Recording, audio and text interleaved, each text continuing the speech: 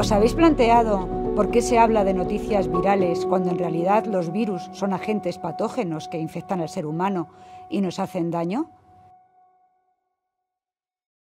En una sociedad como la actual, que se enfrenta a grandes desafíos, una sociedad que está en permanente cambio y que nos genera mucha incertidumbre, las personas en general solemos requerir respuestas categóricas, respuestas que tranquilicen nuestro cerebro de algún modo. Y eso nos hace tremendamente sensibles a las armas ideológicas. Un virus es una entidad biológica microscópica, o sea, es infinitamente pequeño, que para reproducirse siempre necesita meterse dentro de una célula y utilizar los recursos propios de la célula en su propio beneficio, de forma que en un corto espacio de tiempo, partiendo de ese único virus que ha infectado, se producen muchos virus que salen de la célula para infectar otras células u otros organismos y de ese modo pues así se propaga la infección.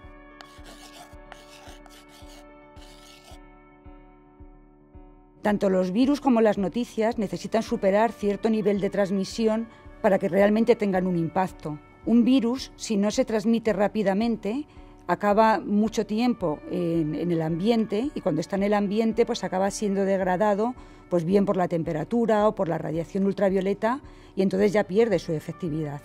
Pues lo mismo sucede con las noticias. Si una noticia o un tuit no se transmite en los primeros tiempos de forma rápida, los algoritmos acaban olvidándose de él, dejan de tenerlo en cuenta, la gente también se olvida y al final sucede lo que sucede con la mayoría de los tweets, que no dan lugar a una viralización de ese contenido informativo. Un virus suele extenderse bien de forma directa o indirecta entre personas a través de redes de contacto, pero es cierto que en biología no se suele utilizar mucho el término de viralización. Normalmente lo que empleamos los biólogos es el término de el grado de expansión que puede alcanzar un virus, que puede ser desde cero, porque hay virus que infectan a personas o animales y nunca logran transmitirse. Puede ser un grado de extensión pequeño, dando lugar a pequeños brotes locales o epidemias, que es lo normal, brotes de catarro, que no van más allá.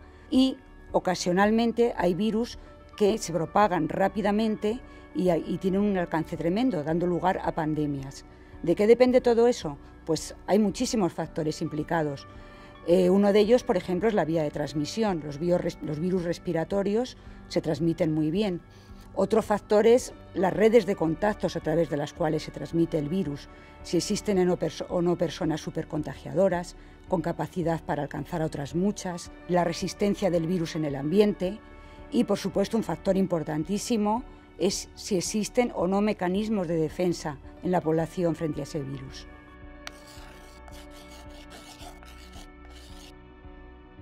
La transmisión de una idea o un contenido informativo se asemeja a cómo una enfermedad se transmite en el mundo real. Eso no es nuevo, no tiene nada que ver con Internet ni con redes sociales, sino que ya desde los años 60, desde el siglo pasado, hay estudios en los que se analiza cómo se difunden los rumores, los bulos, utilizando esas redes de contacto y utilizando analogías con epidemias. ¿Qué es lo que ha sucedido con la llegada de Internet?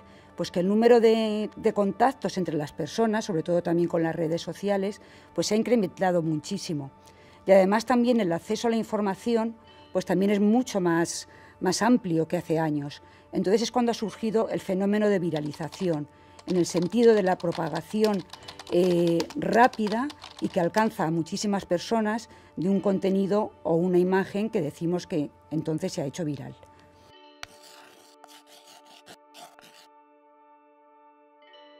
El uso de la tecnología tal y como se entiende ahora, en el sentido de un uso masivo de Internet, un uso masivo de redes sociales, se diferencia de otras tecnologías anteriores, como por ejemplo podía ser la televisión, en que ahora mismo no somos meros espectadores. Somos creadores y difusores de contenidos. Y eso implica una responsabilidad individual.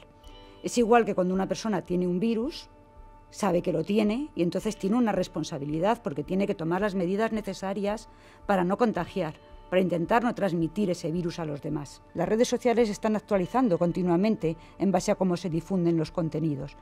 Eso implica que el algoritmo se tiene que actualizar y, a su vez, los creadores de contenidos se tienen que actualizar en base a cómo cambia el algoritmo. Y esto es muy interesante también desde el punto de vista biológico, porque esa interacción entre cómo cambia el algoritmo y cómo cambian los creadores de contenidos es una forma de coevolución. Ambos cambian de forma concertada. Y eso es algo que sucede con los virus. Un virus cambia en base a cómo nuestro sistema inmune es capaz de generar anticuerpos. Entonces se seleccionan los virus que mejor resisten esos anticuerpos. Pero a su vez nosotros cambiamos para hacernos resistentes frente a esos virus. Y eso es algo que se está produciendo de forma continua. Pero luego también tiene que haber una responsabilidad colectiva, porque no toda la responsabilidad se puede dejar en el individuo.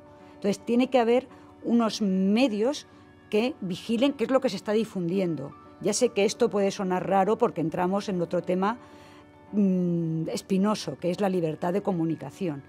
Pero creo que sí que es necesario que haya plataformas, que las hay de hecho, que verifican si la información que circula en redes es verdadera o es falsa. Cuando se empieza a difundir un bulo, pues miran si es real o no lo es. Eso tiene una efectividad limitada. Si se hace al principio, puede frenarlo. Como se haga tarde, ya no, porque ya se ha hecho viral. Pero creo que hay que seguir incidiendo en ese tipo de plataformas para que identifiquen rumores y para que identifiquen posibles personas que puedan actuar como supercontagiadores de esa información. Creo que son dos grandes áreas que aunan biología y transmisión de información, porque esto último que he dicho se hace en epidemiología continuamente. O sea, hay una vigilancia, por ejemplo, del virus de la gripe, de posibles nuevos virus, para ver cuándo empieza a circular algo que puede ser potencialmente peligroso para el ser humano. Pues igual que se hace con los virus y las epidemias, debería hacerse con los contenidos informativos en las redes sociales.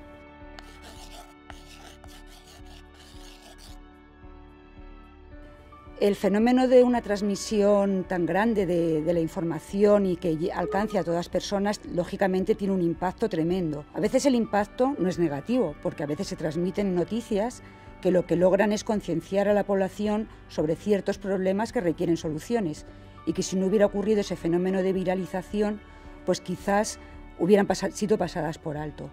Pero el problema viene cuando lo que se transmiten son sus noticias falsas, lo que solemos conocer como fake news, que contaminan realmente a la población, porque este tipo de noticias lo que hacen es imitar los medios de difusión reales, los medios de difusión que difunden noticias verdaderas.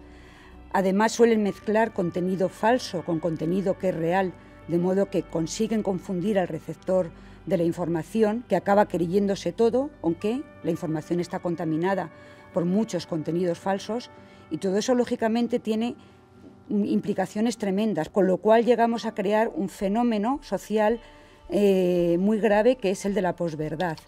El hecho de que nuestros propios sentimientos, nuestra propia opinión del mundo tengan más influencia en las creencias que se generan en una sociedad que en los hechos objetivos. La mayoría de los contenidos que se hacen virales no son peligrosos, o sea, eso también tenemos que desmitificarlo. La mayoría de los contenidos que se difunden ampliamente pues lo hacen pues porque son graciosos, nos hacen reír o porque apelan a nuestras emociones, y por eso muchas veces pues nos creemos cosas falsas a pesar de que todos los hechos objetivos y todas las pruebas científicas las desmienten, pero nosotros, sin embargo, nos las creemos. Todo eso hacen como los virus, nos parasitan nuestra mente. Incluso aunque creamos que estamos protegidos porque pensamos que somos personas, que esas cosas no las creemos, a base de exponernos repetidamente a ese tipo de contenidos, eso acaba calando de algún modo en nuestra mente y nos acaba cambiando. Y eso lo que genera al final es una sociedad menos tolerante con la diversidad y con mayor odio y desconfianza hacia el que no es como yo. Y creo que eso es bastante grave.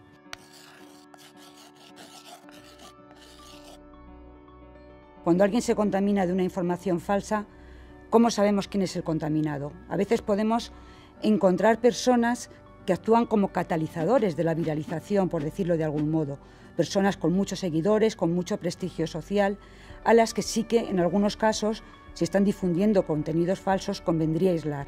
Pero aislar a todo Twitter o a todo Facebook es imposible, porque entonces las redes perderían su sentido de ser.